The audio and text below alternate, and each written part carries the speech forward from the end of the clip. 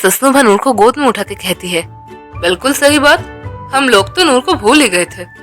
नाबिला अब कहती है, अम्मू आप नूर का ख्याल रखिए, मैं नीरा को लेकर थोड़ी देर बाहर होके आती हूँ। बीथी तू यहीं पे रहे, हम दोनों आते हैं। कहाँ जाएंगे? अरे जाएगी तभी देख पाएंगी। अच्छा चल। तभी नूर पास से बोल उठती है, मैं भी जाऊंगी प्लीज। अच्छा तुम भी आओ, चल नीरा। हाँ चल। आज आप सुनने वाले हैं एन.के. ओर्निजी की परिपूर्ण सीरीज की अंतिम कहानी।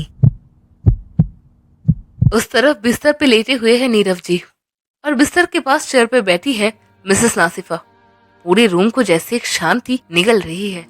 अचानक वो शांति तोड़ते हुए मिसेस नासिफा कहती है, सब कुछ पाप का फल है। पता नहीं हमारी बेटी कैसी है, कहाँ है, क्या कर रही है। नीरव साहिब अभी एक गहरी सांस छोड़ते हुए कहती है, मैं समझ पा रहा हूँ उस दिन कितनी बड़ी गलती हो गई थी मुझसे। सारी गलती मेरी है। मैंने बिना जांच पड़ताल किए उसकी शादी करवा दी और जब डिवोर्स लेके वो हमारे घर पे आई, मैंने उसे घर पे भी नहीं रहने दिया। क्यों नहीं रहने दिया भला? समाज के कारण? अपने अपने उस दो नामकुल बच्चों के कारण, जिनके भविष्य के बारे में चिंता करके आपने मेरी बेटी को घर से बाहर निकाल दिया। अभी कहाँ है आपके वो बच्चे?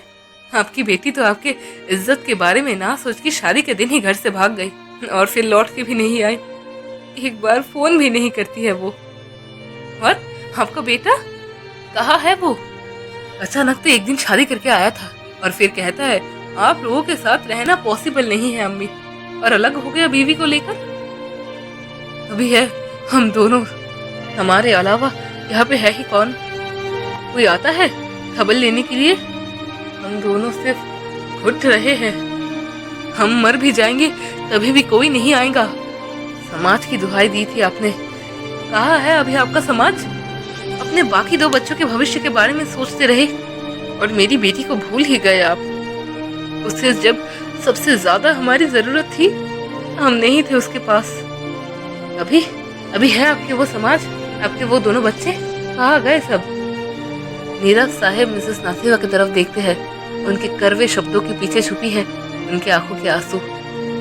सच में बहुत बड़ी गलती हो गई मुझसे। इस गलती की कोई भी माफी नहीं है। इस तरफ नाबिला, नीरा और नूर हॉस्पिटल के सामने जाके रुकते हैं। नीरा हॉस्पिटल देखकर नाबिला से पूछती है, तू यहाँ पे क्यों आई? तू ठीक तो है ना? मुझे पहले क्यों नहीं बताया? अरे अरे वो सब कुछ नहीं हुआ, रुक तू आ मेरे साथ।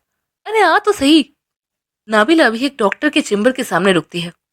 नीरा हैरानी के साथ उसे पूछती है, तूने तो कहा डॉक्टर के पास नहीं आई है, ये तो डॉक्टर का ही चेम्बर है। क्या हो रहा है मुझे कुछ बताएगी भी? अरे पहले अंदर तो चल। वो तीनों चेम्बर के अंदर घुसती है।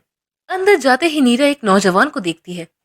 नाबिला उस नौजवान की तरफ इशारा करके नीरा की तरफ फुसफुसाते हुए कहती है, यही है तेरे दूल्हे भाई, समझी?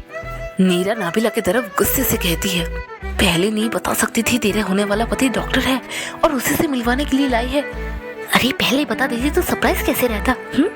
नाबिला अभी उस नौजवान की तरफ बढ़ के कहती है, रियाद देखो मैं किसको लाई हूँ, मेरी बचपन की सहेली। ये है नीरा और ये उसकी बेटी नूर। वो अच्छा बैठो तुम लोग। बहुत देर तक वो लोग बातें करते हैं। उसके बाद नाबिला कहती है, अच्छा अब चलती हूँ, ठीक है? ठीक है, संभल के जाना। वो लोग चेम्बर से बाहर निकल के हॉस्पिटल के कॉरिडोर में आते हैं। तभी कोई नीरा को पीछे से पुकारता है। नीरा पहले तो ध्यान नहीं देती, लेकिन बार बार बुलाने पर वो पीछे मुड़ के देखती है। वहां पे निहात खड़ा था। नाबिला भी उसे देखती है और गुस्से में कहती है, ये फालतू आदमी यहाँ पे क्या कर रहा है? तुझे भला क्यों बुला रहा है? एकदम उस आदमी की बात मत सुना, तू चल मेरे साथ। रुक, मैं पहले देख के आती हूँ वो मुझे क्यों बुला रहा है। तेरा दिमाग तो नहीं खराब हो गया है? तो बिल्कुल भी वहां नहीं जाएगी। क्यों नहीं जाऊंगी? वो तो बड़े अच्छे से है ना, मैं भी दिखाती हूँ उसके अलावा भी मैं कितने अच्छे से रह सकती हूँ। लेकिन कोई किंतु परंतु नहीं, मैं उससे बात करके आती हूँ, तू यहीं पे रुक। ये कह के वो नूर का हाथ पकड़ के निहात की तरफ चलती है। आप मुझे बुला रहे थे? हाँ, तुम्हें ही बुला रहा था मैं। कहिए क्यों बुला रहे थे? तुम बहुत बदल गई हो नीरा। समय के साथ तो सभी लोग बदल जाते हैं, वैसे मैं भी बदल गई। कैसी हो? बहुत अच्छी हूँ। आप? हूँ, मैं भी हूँ। अपनी गलती की सजा मिल रही है मुझे। मतलब? मैं मैं अभी समझ चुका हूँ नीरा, कितनी बड़ी गलती हो गई थी मुझसे। आज उसी गलती की सजा मिल रही है मुझे। तुम्हारे जाने के बाद माँ ने मेरी पसंदीदा लड़की के साथ मेरी शादी करवा दी थी, ठीक जैसे मुझे पसंद है।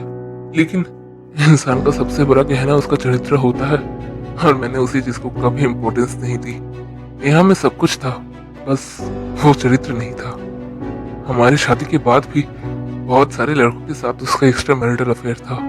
बच्चा नहीं चाहिए कह कह के बहुत बार उसने अबॉर्शन करवाया था, और आखिरी अबॉर्शन में भूल चूक हो गई थोड़ी, जिस कारण से वो अभी कभी माँ नहीं बन सकती। अच्छा, और अभी आप हॉस्पिटल में क्या कर रहे हैं? कहा ना अभी, गलती की सजा मिल रही है मुझे। नेहा बहुत सारे आदमियों के साथ शारीरिक संबंध में थी, जिसके कारण से उसे उसे एड्स हुआ है, इसीलिए हॉस्पिटल में भर्ती है अब वो। ओह, और तुम यहाँ पे क्या कर रही हो? किसी काम से आई थी? हाँ, मैं अपने दोस्त नाबिला के होने वाले पति से मिलने आई थी। वो एक डॉक्टर है। ओह, अभी निहत की आंखें जाती है नूर की तरफ। नूर अपने मम्मम की हाथ पकड़ के चुपचाप खड़ी है और आसपास के लोगों को देख रही है। निहत अब नूर की तरफ इशारा करके पूछता है, ये तुम्हारी बेटी है? हाँ मेरी बेटी है। तुमने शादी कर ली है ना? ऐसा लगने का कारण? अरे अभी तो कहाँ, अच्छे से हो, और तुम्हारी चाल ढाल भी कितनी बदल गई है। इन सब से समझ आता है कि तुमने शादी कर ली है। क्यों? शादी के बाद ही सिर्फ एक इंसान अच्छे से रह सकता है? एक इंसान अकेले नहीं रह सकता, अकेले अच्छे से नहीं रह सकता। आप लोगों को तो लगता है आदमी के बिना एक महिला एक पेड़ के समान है, चल फिर ही नहीं सकती है। लेकिन मैं कर सकती हूँ। किसी भी पुरुष के सहारे के बिना मैं चल सकती हूँ। आपकी इस समाज नामक चक्की में पिसके पता नहीं कितने लड़कियों की जिंदगी बर्बाद हुई है। आपके समाज में तो डिवोर्सियों के लिए कोई जगह ही नहीं होती है ना। हर गलती तो सिर्फ डिवोर्स ही का ही होता है, एक लड़की का ही होता है। लेकिन मैं खुद से कहती हूँ मैं डिवोर्सी हूँ, और मुझे इस बात का कोई गम नहीं। आप जैसे दोगले पुरुष के साथ रहने से बेहतर है डिवोर्सी होना। निहाद अब हैरान होकर नीरा को देखता है। वो इस नीरा से बिल्कुल अपरिचित है। ये कोई और ही नीरा है, कोई और ही नीरा बोल रही है उसे। चलती हूँ, उम्मीद है अच्छे से रहेंगे। ये कह के वो नूर का हाथ पकड़ के नाबिला की तरफ चलने लगती है। नीहत तभी भी हैरान आंखों से नीरा को देख रहा था। नीरा नाबिला के पास जाते ही नाबिला कहती है, क्या बोल रहा था वो आदमी? तू इसके पास जाने के बारे में तो नहीं सोच रही है ना? मैं बता देती हूँ, तेरा दिमाग खराब तो नहीं हो गया? मैं ऐसी चीजें सपने में भी नहीं सोच सकती। वो इंसान मेरी जिंदगी का काल था। बड़े मुश्किल से मुझे दूसरा मौका मिला है। ये हुई ना मेरी बेइज्जती वाली बात। चल अब घर चलते हैं, चल।